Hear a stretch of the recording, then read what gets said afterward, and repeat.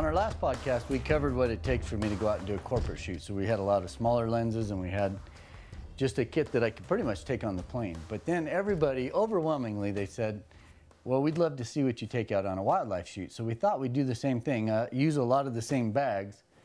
It's a different configuration, and I actually have to check some stuff in just because there's just too much. We're going to do this in two parts. Part one, we're going to talk about the equipment, the main equipment that I need. And then part two, we're going to talk about a lot of the little accessories that I take that just make the job easier or allow you to fix a problem if you have something going on in the field. First and foremost, this is probably the most important bag, and it's the same bag I take on corporate shoots, only I have it reconfigured with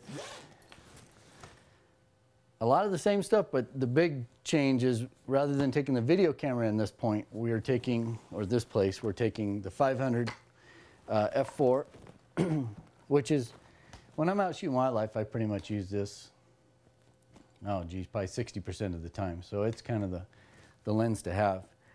We have a Mark III in there for when we're just strictly doing stills and we want speed.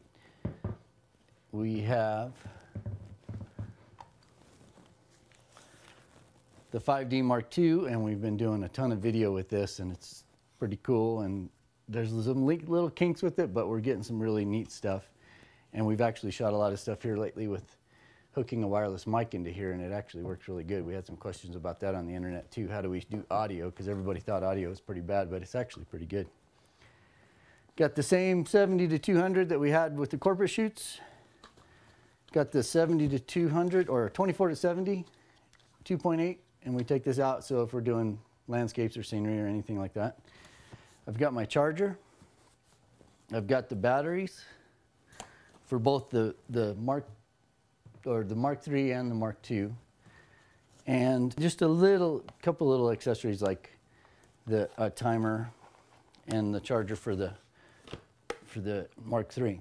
Basically, I'm going to take everything that I need to actually shoot. If a bag doesn't show up, I know that I can still shoot and the trip is not lost. So everything that goes with me in this bag, I could actually accomplish a shoot and get done what I need to get done.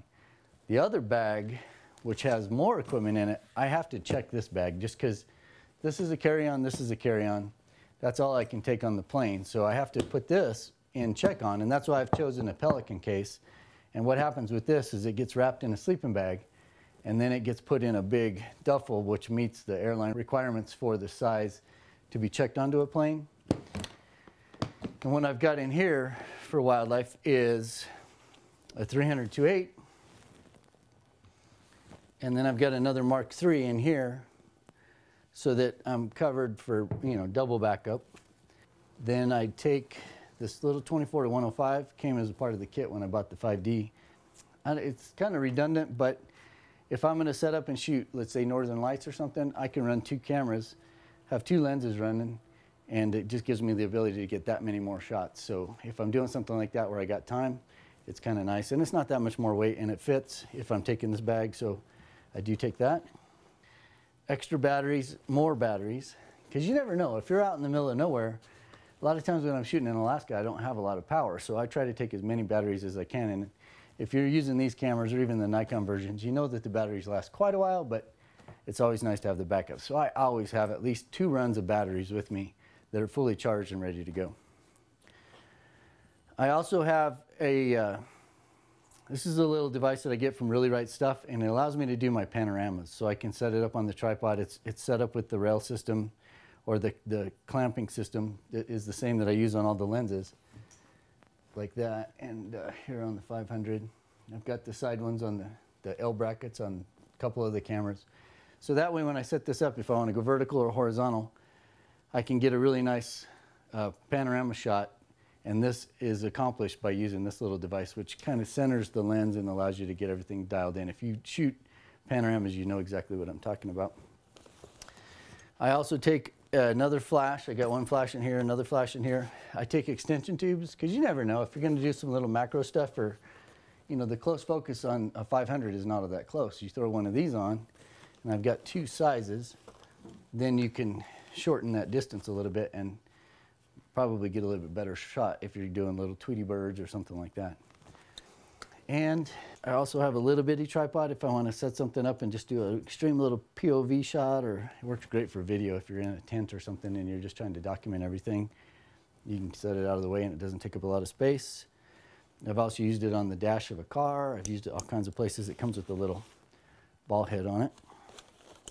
And then in the last podcast, we highlighted this, and it's really coming in handy. It's a little daylight balanced LED light that's variable, so you can add and take away. So if you want to just put a little fill light on something and it's outside with daylight, this little thing works pretty great.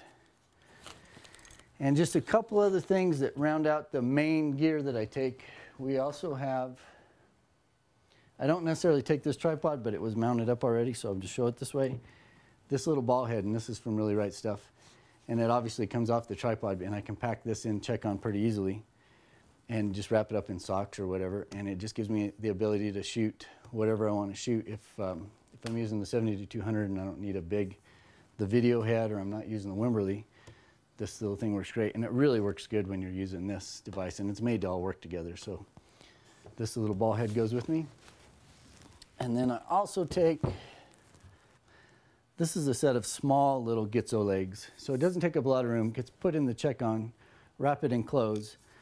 And then on it, we have the Wimberley head, which gives me the ability when I shoot with the big lens, and if I'm not shooting video, just shooting stills, there's nothing better than using the Wimberley with a big piece of glass, because you mount the lens and it balances on here, and then it gives you the ability to go anywhere you want to go.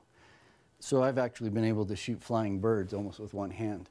You have one hand for focus, and then you pretty much can let go, and it just balances on this unit, and then you just get really smooth pans.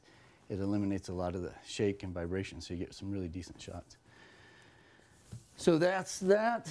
And two more things. If I'm going anywhere, I want to have a backpack that I can get into the field with, and something that's comfortable, because if you're carrying that much weight, I always want to have some sort of backpack. I use this photo tracker from Lowpro.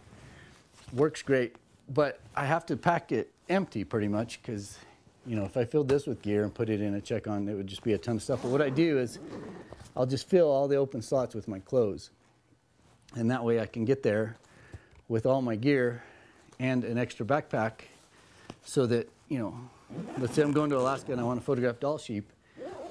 You don't find those guys next to the road. We usually have to hike 3, 4, 5, 10 miles. And you really want something that's comfortable, because if you're going that far and you're carrying a 500 and a couple of lenses, you want a decent suspension system to get through that, and nice padding. So take that. And in certain situations, and especially if I have someone going with me, an assistant or a friend or whatever, I'll take this too. And this adds a bunch of flexibility, because all it'll pack is the big lens with the body on it, which is kind of cool. So if I'm going to go after Dall sheep and I want to take a bunch of extra gear, I'll just put the big lens in here, and it's set up with the suspension system, so it's backpack, and I can get out in the field with just the lens I need, carry an extra battery. This is a pretty handy bag to have if it works.